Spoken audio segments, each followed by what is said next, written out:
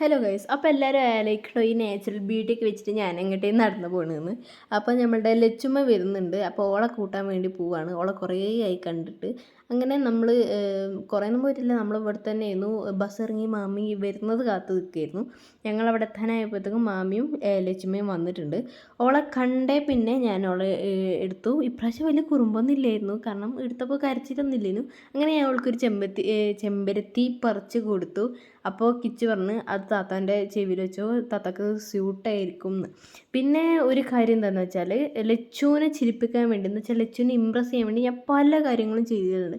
പക്ഷേ ഒരു വേറെ ആരെയും ഇമ്പ്രസ് ചെയ്യാൻ വേണ്ടി ഞാൻ ഇത്ര പാടുപെടില്ല. അങ്ങനെ ഓളെ ഇമ്പ്രസ് ചെയ്യാൻ വേണ്ടിയിട്ട് ഞാൻ ചെയ്ത പണിയാണ്, ഓൾക്ക് നല്ലൊരു പാട്ടിട്ട് കൊടുത്തു. അപ്പോൾ ഓൾ ഡാൻസ് കളിച്ചു. അപ്പോൾ ഞാൻ മൃതിയായിപ്പോയി.